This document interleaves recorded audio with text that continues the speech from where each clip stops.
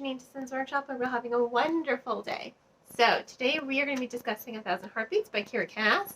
You might be familiar with this author because she did do the Selection series and another standalone title, The Siren. I am new to her work. This is the first thing I've ever read from her before. And I have to say I was really engaged. This is not the typical book that I would pick up. It is categorized as young adult romance, and we know me. I'm not really one for romance, but it was a gift from the publisher, an advanced reader's copy, that I am very grateful to have read. It really was absolutely spectacular. The reason being is I became incredibly invested in who these characters were right from the get-go. Annika is your princess, and there are times when she does kind of seem like she would be a Mary Sue character, just oh so very perfect, but she's not. You know, once you get to know her and her internal dialogue, and you see her relationship with her father, which has become borderline abusive. I mean, ever since the disappearance of his wife, he has become emotionally distant, somewhat physically abusive, as well as emotionally abusive. So she can't really rely on him anymore. So that does have a nice strain to the story, and it does add some tension to her, especially because all she wants is to be like her mother. She even looks like her mother. But it's very tense, and it does give her a lot of depth.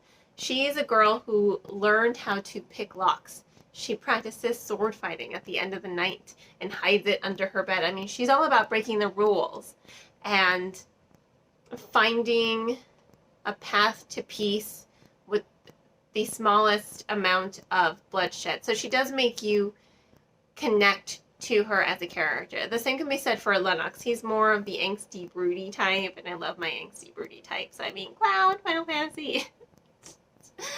I love angsty characters. They're just so darn dashing. He has a lot of his own troubles he has to deal with, other than being angsty to her optimism. You know, they really do balance each other out in a very wonderful way, which again is what makes you engaged and invested in the relationship. He is from the mysterious 7th clan that seems to have been wiped from the history books of Kadir.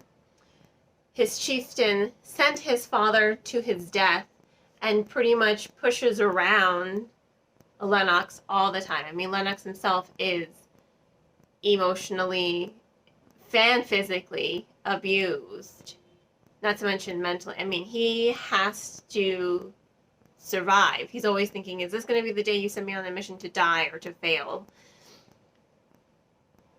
He just wants to, in a way, avenge his father, but also give his people a home. I mean, they're the 7th clan. No one really knows they exist, so they live on the outskirts of the forest, scrambling all the time. You know, every day is a fight, every day is a struggle, because they don't have a typical home. These two characters, I mean, I'm going to say this. A lot of the times when I was reading this, I got a lot of Tristan and Isolde and Romeo and Juliet kind of vibes. You know, enemies to lovers, definitely. Warring factions, completely. But the way that Cass really presented the story was just effortless. I mean, the pacing, the momentum, the development. I kept asking the question, like, okay, there's a lot that's going on and a lot of baggage between the two of you.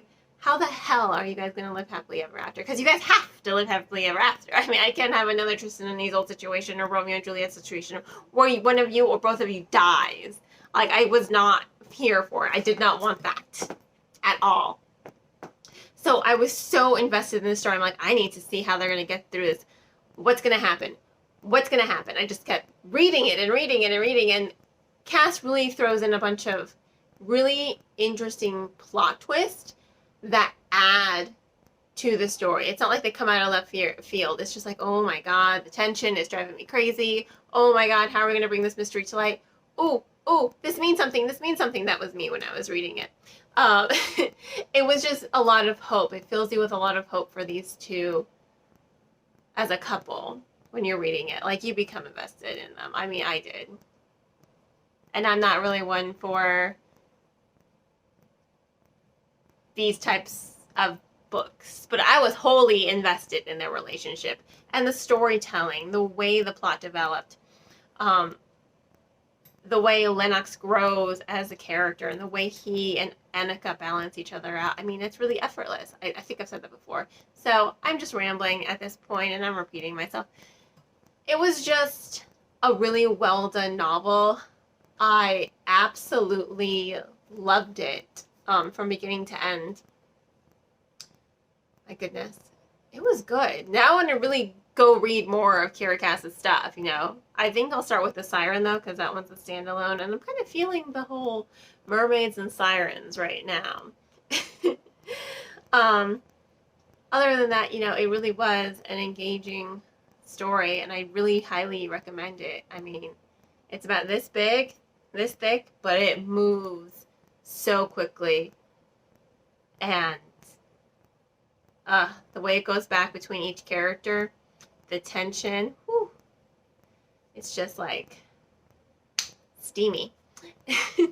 So I'm gonna go ahead and give 1,000 Heartbeats 4.5 out of 5 stars. It really was spectacular. Can't stress that enough. So if you want to go ahead and purchase the book, I will include links in the description below on where to purchase. And on that note, I hope you all will continue to support me here by liking this video, subscribing to the channel, and sharing it with our book loving friends. You can also become a supporter on Buy Me Coffee, Ko-fi, Patreon by purchasing one of my handmade candles or by following any of my social media platforms. I hope you all have a wonderful rest of your day, and as always, happy reading.